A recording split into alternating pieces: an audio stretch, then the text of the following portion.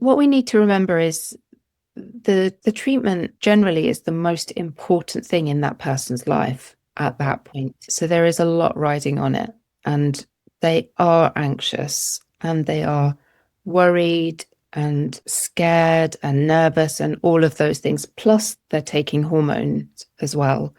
So they're not necessarily feeling completely in control Right. either. Once they have their treatment plan in place, they will then come to myself and my colleagues to do what's called a baseline scan. So that's the scan that happens immediately before the patients are due to start their treatment. They'll have a tracking scan, and that will be potentially after they've started some medication or after their body has naturally started the process of developing follicles or a follicle on the ovaries. Skills can be learned, but attitude can't. And if I really liked the fact that somebody had shown really good initiative and attitude, Right. I would be happy to employ them over somebody with experience for sure, Right. because you can have experience but not be really that interested. Welcome everyone to the new episode of Let's Talk Embryology. Today we have Michelle, who is going to share with us how she plays a role in preparing a patient for egg collection or embryo transfer. A lot happens before these actual procedures, which a patient has to go through, which makes them ready for the treatment. Michelle has a long experience in this fertility career, and I'm sure that there are a lot of things to learn from her, and also it's so interesting to just hear out her experience. So definitely stick until the end. I'm your host Devesh. Let's begin.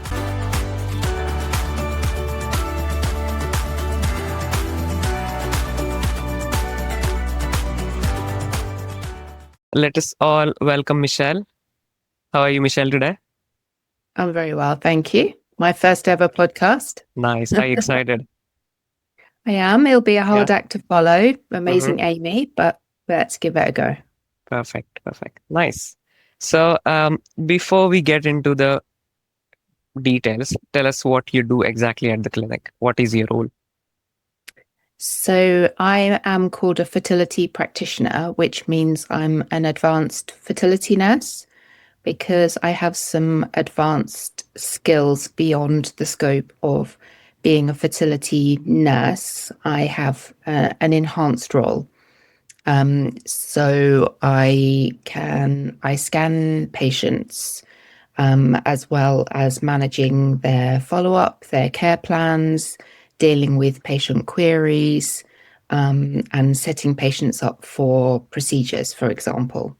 So that sort of sums it up in a sentence. Right. And what sort of scans are those which makes them ready for the treatment? What do you check? So there are a series of scans that a patient has prior to having their procedures. So their first scan that they will have is a diagnostic scan, which I don't do at the moment. That's carried out by the consultants.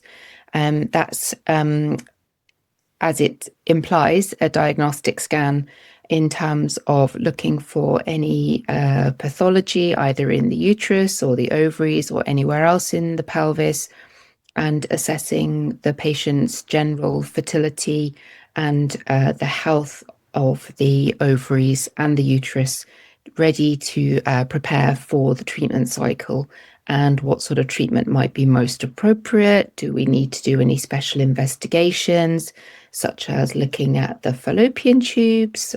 Do they have any fibroids, any polyps, anything that might get in the way of a pregnancy implanting or developing normally? We have a look at the ovaries to see whether they look normal. Do they have any cysts? What sort of number of follicles are on the ovaries?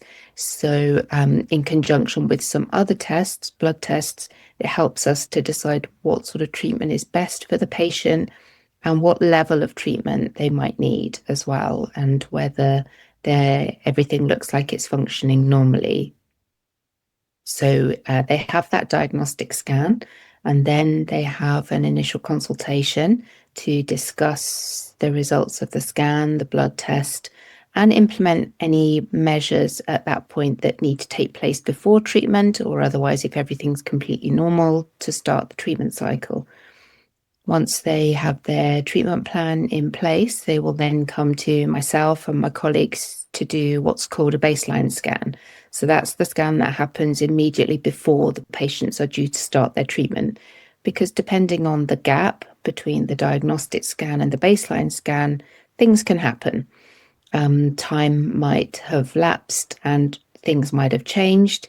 So we just have a look to make sure that it's a nice, normal looking cycle. Everything still looks good to go ahead. Everything still looks as we're expecting it to look, and therefore good to get going on the treatment. So if it does all look normal and good to go, then they will start their treatment, whatever treatment that might be. So they might be having ovulation induction, they might be having IUI treatment, they might be having IVF, or they might be having a frozen embryo transfer if they've already had their IVF treatment. So whatever treatment they're having, we will set them up at that point, and then they will see a nurse and be taught what they need to do next with any medications, for example, and have their next scan booked. And the next scan that I get involved with after that is what we call the tracking scan. So that would be at some point during the cycle, and when that tracking scan happens will be dictated by the type of treatment they're having. They'll have a tracking scan, and that will be potentially after they've started some medication or after their body has naturally started the process of developing follicles or a follicle on the ovaries. And then we decide the next step. So at the tracking scan, potentially we're measuring the thickness of the womb lining and any follicles that are growing on the ovaries, and that will dictate what happens next. So are they ready for a procedure, or they need repeated scanning before they're ready for a procedure? And we just take it one scan at a time. Wow, that's a lot, isn't it? I mean, you have so many multiple scans tracking different things at the same time.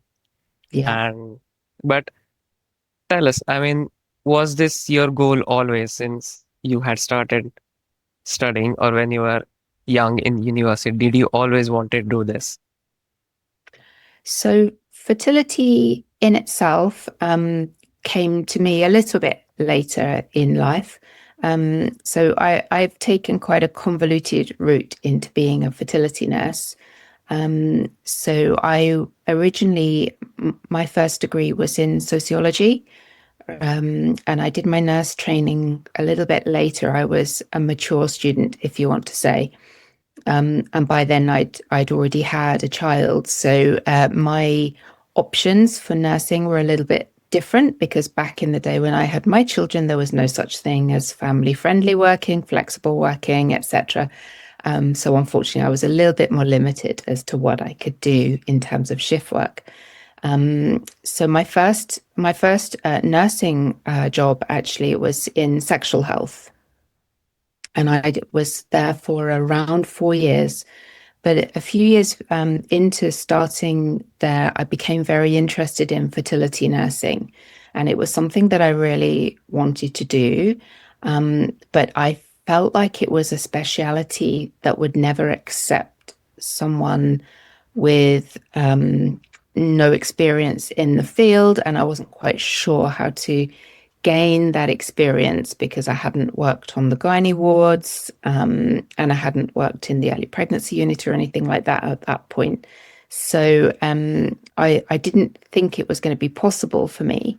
And then I responded to an advert for a job for a temporary post, which is not something I would never ever normally do because I'm very risk averse, and temporary posts is something that I would have found quite risky at that point because I already had children. But I was so keen to work in fertility by that time that I thought, I'm just going to go for it and see what happens. I'm sure if it doesn't work out, I'll get another job.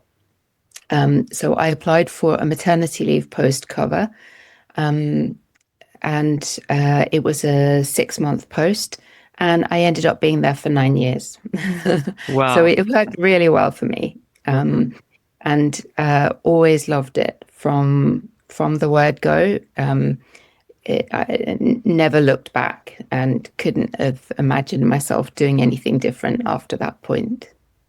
Wow. But I mean, that's such a nice trajectory. I think you had your sociology first, and then you moved on into fertility. Was it difficult to adapt yourself from, I'm not exactly sure what sociology careers are, but from sociology to fertility, was it difficult to adapt since they are two different things? Yeah, so the sociology really was a subject that I found interesting, but when push came to shove, working as a social worker wasn't something that appealed to me. Mhm. And then I was in the unusual position that I actually had a child whilst at university. So was not in a position to necessarily put my career at the front of my mind for a few years after graduating. And then I was lucky that because with at the time when I studied nursing, which was after I did my sociology degree, you were able to do a diploma, whereas now nursing is via degree only. But I was able to do a diploma route, and because I already had a degree, which means that you're already able to study at a level 7, I was able to have 1 year of my nurse training Mhm. reduced. So I did a 2 year diploma instead of 3 years. Um, so the transition from sociology, because a huge amount of nursing involves sociology, you are dealing with a lot of social issues within Right. nursing, all types of nursing.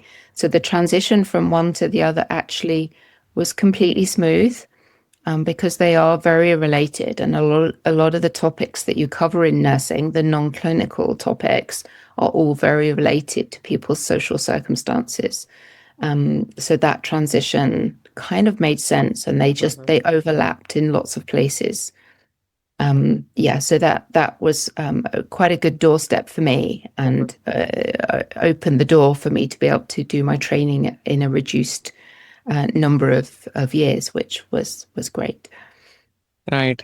That's so interesting. You never know what you would end up doing. You start doing one degree or one career path, and then something fascinates you, Yep. and you just progress into that different thing and just do wonders later on, isn't it? So interesting. So is it fair to say that you have more than 15 years of experience or so in fertility? So I've been nursing for 25 years. Right.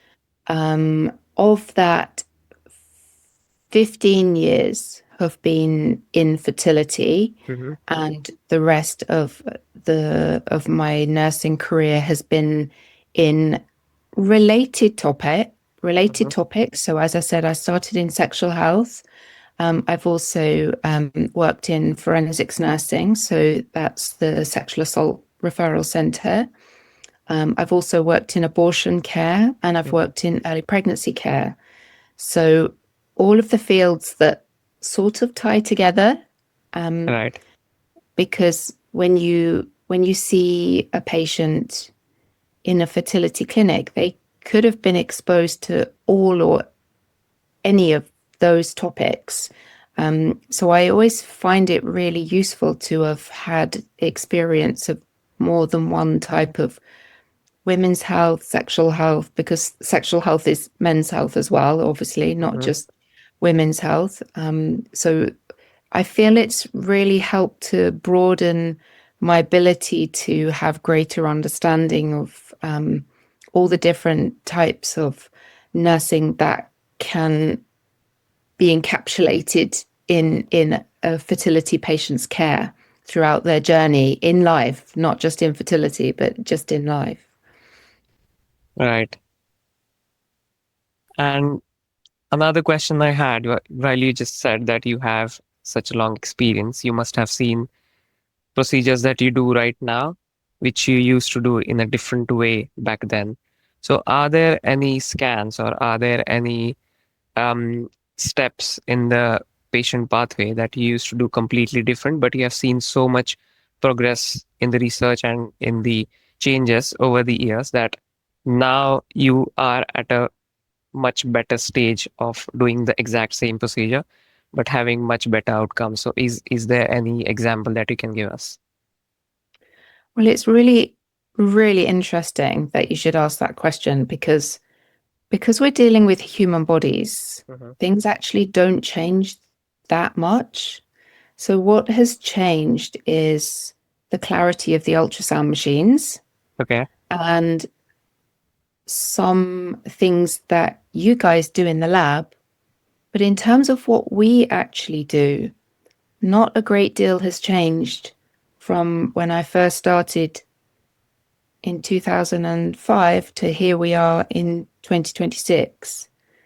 Because the way the human body responds during the menstrual cycle and to the medication that we give is exactly the same. So everybody's ovaries respond the same, everybody's uterus responds the same. The way we scan them is the same. The equipment might be slightly better. Mhm. The investigations that we do are the same. The medications, a lot of the medications are the same. Some of the protocols have shifted slightly, the way we do things. Some of the blood tests that we do are slightly different. There are some advancements. So, for example, when I first started, we used to have to check ovarian reserve with a combination of doing an ultrasound scan and doing two blood tests called follicle stimulating hormone and luteinizing hormone. But that's quite outdated now, and it's anti-Müllerian hormone blood test that's used in conjunction with the ultrasound. And that is really conveniently able to be done any point in the menstrual cycle, whereas the other ones used to have to be done within the first few days of the cycle, which was always difficult logistically for patients and for the clinic. So that has changed. But the biggest changes really are what you guys do in the labs. So the incubators that you have now, the cameras that you have. There was no such thing as Pixie. There was Mhm. no such thing as PGTA when I first started. So those technologies have changed a lot. But the way that we actually work people up is virtually the same. Right. Right. Yeah, I mean, like you said, the lab has improved definitely. And it works in conjunction with what you do as a fertility nurse, fertility coordinator as well with all the scans. You have that information with better equipment, better methods in the lab.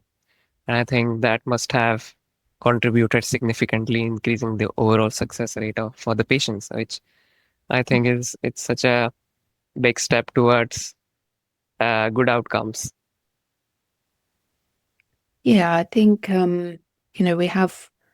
we have more information. I think, as I said, when you're working with human bodies, you are a little bit limited in terms of what you can expect and what Hmm. you can promise, for want of a better word, to people because Hmm. everyone is so different. Everyone will have different outcomes, and Hmm. obviously, you always want the best and do the best for your patients, but you can never guarantee that two people will ever respond or react in the same way. Even if you did everything absolutely the same, in the same way for two people, you would expect the outcome to be the same. And when you're dealing with humans, that's never the case. But little differences that you can try to make here and there, you just hope that they're going to make a difference. And we are really seeing improvements in certain areas, but there are some things that you just can't do anything about. And if only we Yeah, could, then we would. yeah. I think it's just the human body, isn't it? You follow the protocol and you do the best, but you just don't know what the outcome would be, and Yeah, you just make sure that you give your 100% and see where the body takes you. absolutely. Interesting.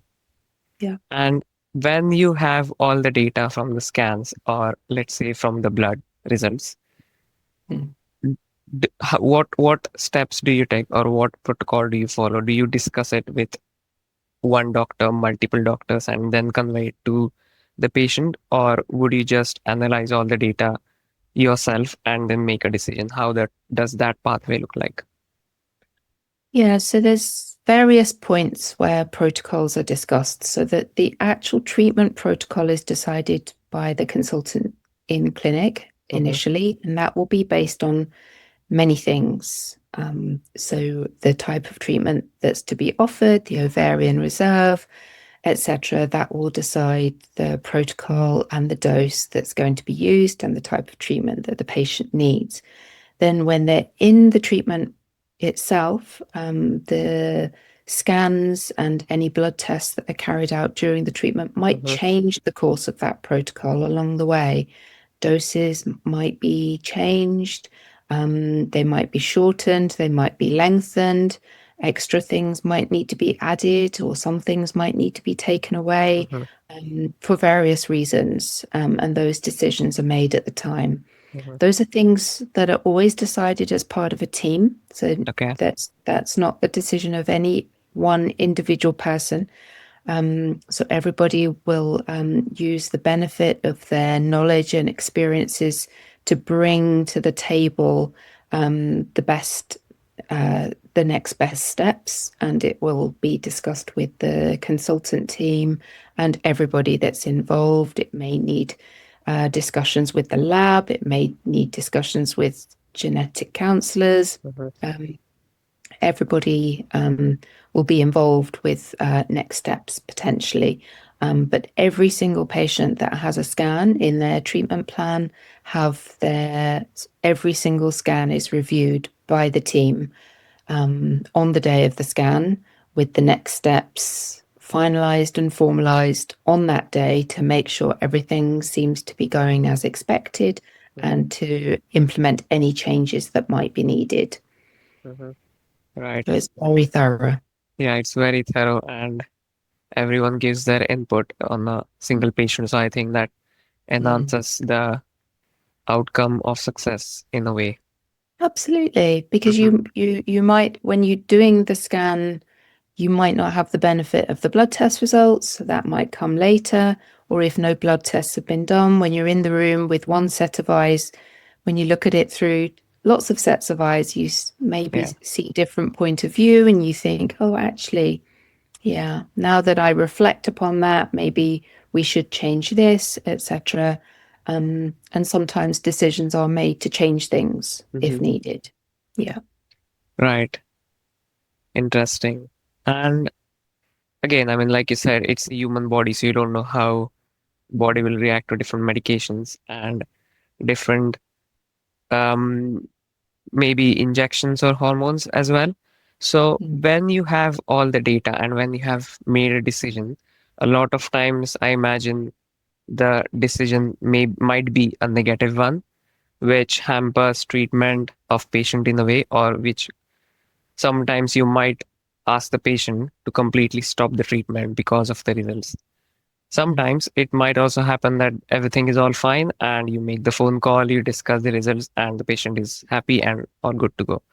But Mm. especially in those scenarios when the outcome is negative and you have to convey it to the patient, how do you manage that phone call? Because understanding the patient's mood after hearing the outcome um, might also make you feel a bit anxious because patient might be angry, they might be frustrated, they might just hang up the call. So how do you deal with those kind of calls? Yeah, so I mean, what we need to remember is the the treatment generally is the most important thing in that person's life at Mhm. that point in time. So there is a lot riding on it, and they are anxious and they are worried and scared and nervous and all of those things. Plus, they're taking hormones as well. So they're not necessarily feeling completely in control Right. either. People taking medication, they might be having side effects. They might not be feeling quite themselves. So there's lots of things to think about when you're seeing patients anyway, whether you're giving good news, bad news, explaining anything to them. What's really important to remember is what people always need is information.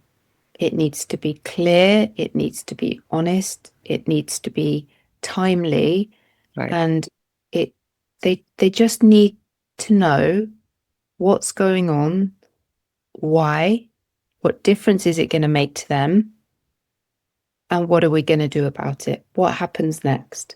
And if you give people enough information, even if that information isn't very nice, but if you've explained it clearly, what you're going to do about it, why, you can't always answer the why, but you can try and tell them what will happen next and what the potential outcomes are, and just manage expectations as much as possible. People always appreciate that you're giving them that information as clearly and in as timely a way as possible. Mhm. So that's what they need. Even if it's bad news, if it's bad news given well and in a timely fashion with empathy and understanding and explanation, then generally they will take it a lot better than if they are just given a piece of information and left not really knowing what that means for them. So it's not necessarily the message that you need to deliver that's the problem. It's the way you deliver it and what it means to them, and that they understand the Mhm. implications of what you've just said to them. Right. And do you get affected emotionally when delivering the bad news?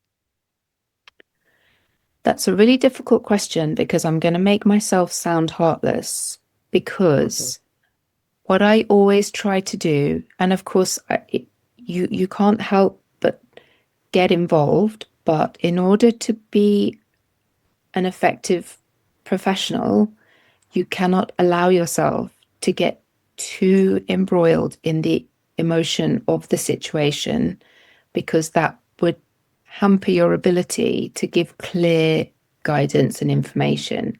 And that's what they need. So whilst you empathize with how they are feeling, you mustn't let it interfere with how you're feeling, because then you wouldn't be able to operate properly and you wouldn't be able to give them what they need. And what they need is for you to be the professional and analyze the information and give them the instructions that they need on what they need to do next. So you just need to maintain that calm professionalism and be prepared to deal with their difficult emotions. It's not about you, it's about them. It's their treatment, and you have to be there for them. And maybe because I've been doing it quite a long time, you learn to control your own emotions to make sure that Mhm. you're helpful and supportive and informative to the person who needs you at that moment. Right. Makes sense. I think with experience, you get more and more used to delivering such news and also make yourself a bit separate from the emotional side. I know, I mean, not every time you'll have to give a good news to the patient, but at the same time, you also have to remember that you're working as a professional and you have to deliver the news professionally. Yeah, I think that's really important. Yeah, especially because one of the subjects that we haven't mentioned is that I do the early pregnancy scans as well. And of course, sadly, there isn't always a good outcome with early pregnancy scans, and you have to give bad news to the patient that sadly their pregnancy has stopped growing or failed very early on, etc., or there's something not quite right with it. And you know that's the most important time, that you have to keep a clear head and give Mhm. clear information. There is no easy way to give that bad news to a patient, Mhm. but there is a bad way to give that bad news, and that is silence, prolonging the wait before telling them what's happening. It it it it means that they have no control over the situation. Whereas if you are very on in at the very early stages, very honest, um, I'm really sorry, but things don't quite look how I would expect them to look. I'll give you a bit more information in a moment. Then it makes them prepared very early on that they are likely to receive bad news. And that's always been the method that I've used to prepare patients for bad news as early as possible, because a real silence in the room, a prolonged silence before you tell people anything, really raises the anxiety and the frustration in the room with them not really knowing what's happening. So it's always good just to get those sort of warning signs out there. It puts them back in control, and that's what people need. They need to be in control of the situation. It's their pregnancy, it's their baby. They need to be in control of it. If something's not right, they need to be told sooner rather than later. And then it's just about giving the information really clearly, telling them what it means, what they need to do next, how we're going to care for them, what are we going to do, and what it means for the future, for the next steps for them. And people will always appreciate that while nobody can do anything to help the difficult situation, you can at least give them some control back, and by giving them the information about what's going on with their own body, so that they can then be put in charge of it and make their own decisions about the next steps with our advice and guidance. And Right, that's always been my preferred method. right. So now moving on to a bit different topic than fertility. If not fertility, what else would you be doing right now? So that's a really interesting question. That's emerged a lot over the years. I mean, I guess some people um, maybe always know what they want to do and just do that their whole life. So I've kind of gone full circle. So I always wanted to be a nurse. Even when I was a little girl, I wanted to be a nurse. And then I went off and did a degree in something different, and then went back to nursing again. Yeah. And in the meantime, I also did a certificate in counselling skills as well. Okay. Counselling was something I was really interested in. I'm sure it must be very handy to you now. It's really related, Hmm. absolutely. So during my career, I have done medical ultrasound certification, and prescribing as well. So I'm a prescriber. Um, but later on in life, a more fun thing that I like to do is I'm a bit of a planner, a bit of an organizer, and I would have maybe loved to have been like a personal travel agent, Okay. an events organizer, something like that. That would have been a fun thing to do. I'm not sure I would have necessarily wanted Uh-huh. it to be a money making exercise, because I would have always been too worried that I wasn't doing it to the standard that I would necessarily do it for a friend or for myself or whatever. But those are things that interest me. So it's all part of my kind of Interesting. Yeah. my love of just organizing things. And surely, I think those management skills that you have and the interest in managing things, you must have found lots of ways to use that skills in your current career. Yeah, and I think when I was thinking about this, interview, I was thinking about that, and people that are maybe thinking about going into the field. Yeah. Just like I said, when I thought that I might not get my first fertility job because I wasn't experienced, but I think what I realized was that there are so many transferable skills, and this goes for any job interview that Mm-hmm. you go for, any speciality that you love. You have to think about the transferable skills that you have that will be useful to the speciality that you want to go into and that Mm-hmm. your employer will value. And sometimes those transferable skills are just as important as having experience. You know, you can't have experience in everything, especially when you're young, but you can have transferable skills and you can also have a good attitude. And Right. that that is more important. Mm-hmm. Skills and knowledge are things that can be learned, but your attitude, that's something that you just have, and that's more important, because if you're a person that will learn and work hard, that's more important, than having the skills but not being interested in something. Right. So I think I've gone slightly off topic. That's fine. That's fine. No worries. But yeah, that's and so my career has been relatively varied because I have lots of interests Mm-hmm. in lots of things, but they do all tend to come back to the same thing in the long run. Right. Yeah, makes sense. Yeah. Mm.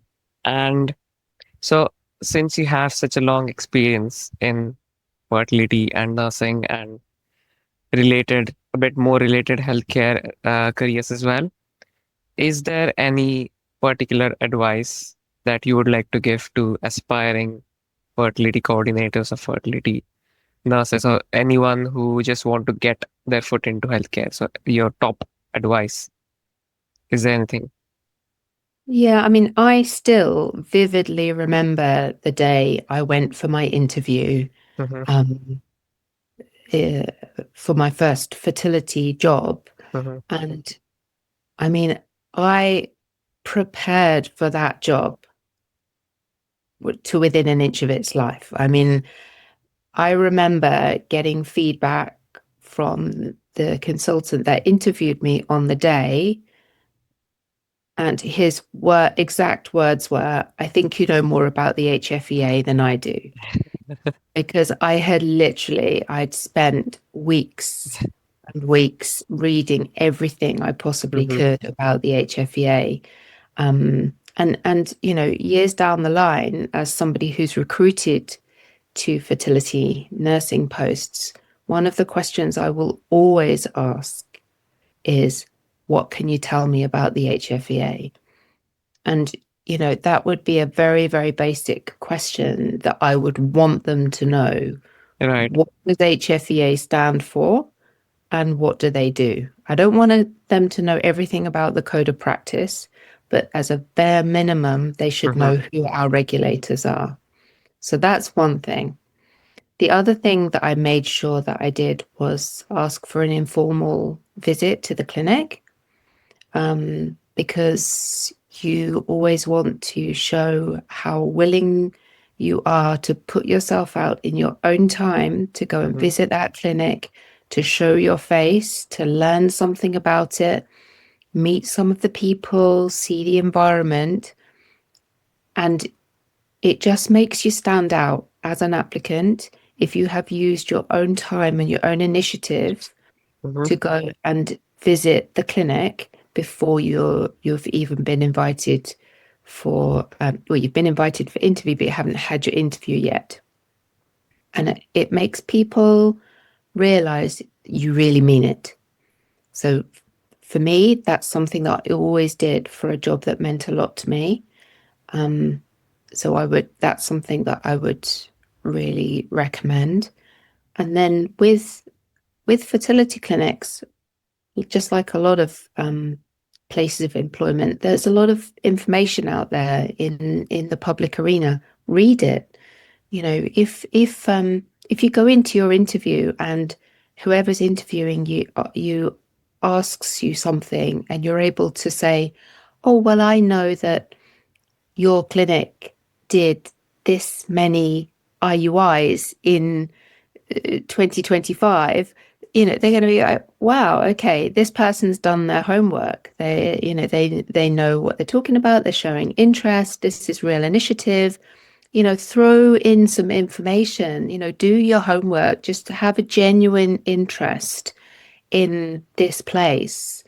It's not about ticking the box and doing the interview well. It's about genuinely knowing what that clinic is doing, how it operates, and then you can be genuine that you really want to work there, and you can show them visibly in the way you interview that you do want to work there. And not only is that looking good in the interview, that's looking good in terms of how you conduct yourself generally. It means you show an interest, you will work hard, you will do the background work, you will put yourself out to make sure that it's the right clinic for you and you're the right person for the clinic.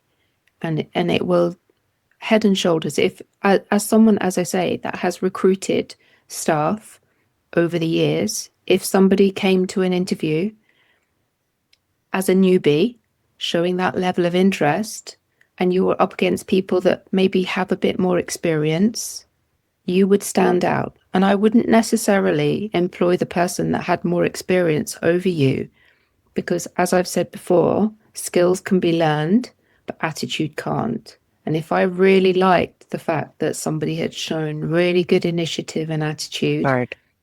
I would be happy to employ them over somebody with experience, for sure. Right. Because you can have experience but not be really that interested. You might just be moving to that clinic because it's closer to where you live, which that's fine. But if you're not showing a great deal of interest that you want to work in that clinic for any reason other than it's closer to where you live, then I would definitely prefer to recruit the person that's showing real interest in coming to work for you as a clinic. Right. I think, like you said earlier, that skills and knowledge can come later, but attitude always comes first. And that's what you make progress in your career rather than just having skills and knowledge but no attitude at all, no genuine interest. That doesn't work at all. Yeah. Yeah. Yeah. So again, coming back to your such a long experience in this field, is there anything that you did early on in your career which now you think you could have done it differently, and then it would have made a different positive impact in your career overall? So for aspiring students or fertility nurses, so that they can avoid that same mistake maybe you could have avoided early then? That's a really interesting question, because the honest answer is I don't think I would change anything. Mhm. I guess in a wider picture, just in life, I probably would have started on my nursing career much earlier in life.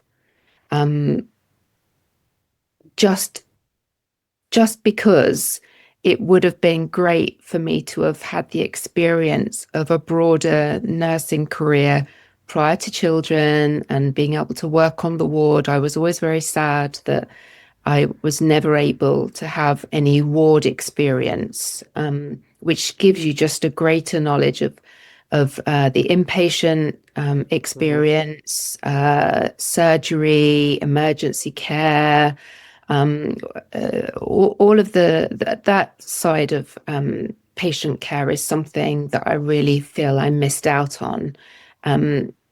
Now, I don't want to say that I regret that by any means, because Yeah. obviously having my children was amazing, and that was just how it was. And everybody's life takes a different route, and it's where you eventually end up that's important. I don't regret any of those things, but I guess if I had my time all over again, I would have liked to have started my nursing career prior to having children so that it would have opened up more doors for Mm-hmm. me about the specialities that I could have worked in, etc.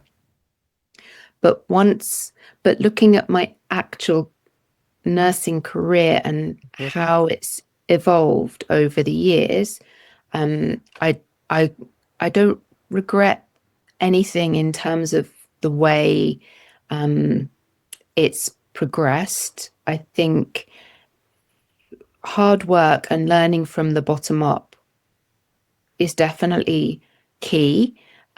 For me, it's the key to any industry. Whatever you do, you start at the bottom, you Right. learn the job inside out, Mm-hmm. and then gradually over time, because of your experience and where you're at, you maybe move to the next level and you start taking on a bit more responsibility and you can increase your level of clinical skills, management skills, and whatever other areas you want to move into. For me, it's been a long and gradual process, but for me, that's the way I operate. So I like to take my time, learn a job inside out, know that I've done it to the very best of my ability before moving on to anything else. Other people might move more quickly or slowly through their professional pathway, or they might be at a level that they just are happy to stay at for the Mm-hmm. whole of their career. And that is also fine. As long as people are getting out of it what they want out of it, then that is what's most important. So I think for me, the different paths that I've taken, the different specialities that I've worked in, um, doing some of the management work, leadership work, educational work. Uh, I think it's all tied together for me personally into a really fulfilling and wholesome career, and I don't regret anything. There is nothing that I would change. All of it is a learning process, Right. um, and all of it has been worthwhile, and all of it shapes you into the person that you eventually become. And I'm very, very happy with where I am now in my career, which is towards the end of my career now, and wherever that takes me into my retirement years, etc. Not yet though. Um, that it's the majority of my career is behind me, and I think for me, I don't regret anything, and I wouldn't change anything. I maybe just would have started it a little bit earlier. Nice, nice. Every experience I think has something you can learn from. So Absolutely. it's never a regret. Interesting, Yeah. yeah. Yeah. So now coming to the last question. How would you describe fertility science in one word? You just have one word. Um, I don't have one word. I Okay. have two words Okay. hyphenated, Mm-hmm. and that is life changing. Life changing. Yeah. Yes, definitely. I agree. There's many there's many things that you can say about the science, about Mm-hmm. how amazing and fantastic and etc. Mm-hmm. it is, and everything that's happened over the years, even even in the time that I've been in it, which is obviously it's existed long before I came along. But when you think about the impact that we have on people's lives, even people that don't have a good outcome,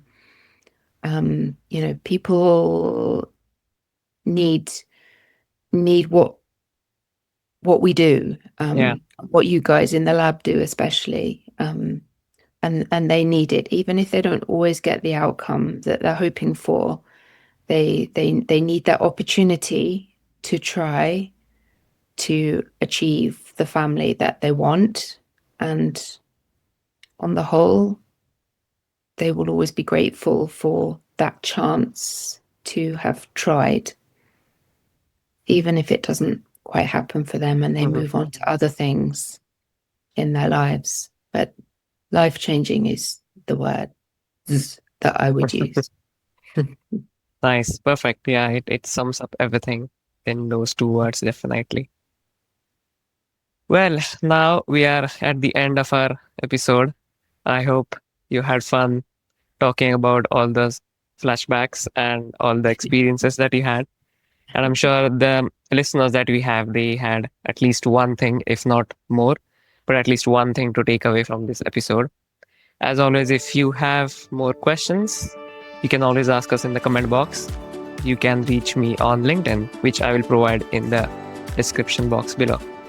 Thank you so much, Michelle, for agreeing to record this episode and sharing your experiences. It was such a nice episode which connects to embryology. So thank you so much for today, Michelle. You're welcome. I hope you had fun. All right. Thank Bye, you. everyone.